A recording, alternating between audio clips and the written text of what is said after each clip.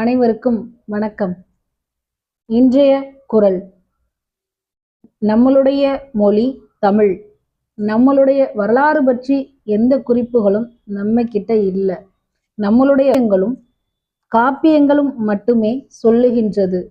புறநானூறு, கலித்தொகை, சிலப்பதிகாரம் இது போன்ற நூல்கள் மட்டுமே நம்முடைய வரலாறை சொல்லுகின்றது.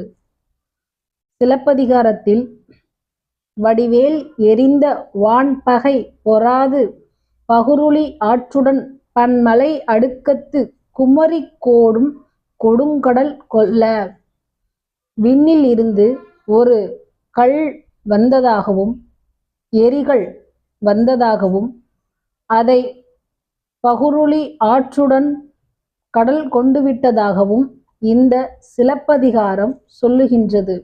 அதுபோலவே தமிழர்களின் வழிபாடான முன்னோர் வழிபாடு பற்றியும் இன்றளவும் சொல்லுகின்ற ஒரு குறள்தான் இருக்கும்.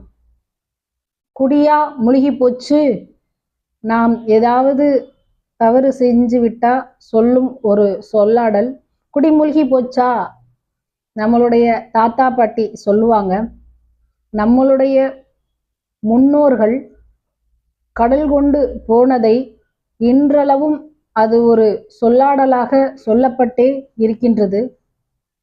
கடல் கொண்டு போனவர்களை இன்றளவும் நம்மளுடைய தமிழர்கள் முன்னோர் வழிபாடாக படையில் வைத்து அவர்களை நாம் வணங்குகின்றோம். அதற்கு ஒரு சிறு குறிப்பாகவே, தென்புலத்தார் தெய்வம் விருந்தொக்கல் தானென்றாங்கும் ஐம்புலத்தார் ஓம்பல் தலை. தென்புலத்தார்கள் தெய்வம், அவர்களுக்கு விருந்து படையல் வைத்து படைத்து அனைவரும் சேர்ந்து வழிபாடு செய்வதும் வழக்கம். அதை குறிப்பாக சொல்லுகின்றது இந்த குறள். ஒவ்வொரு குறளும் ஒவ்வொரு அற்புதம். நன்றி.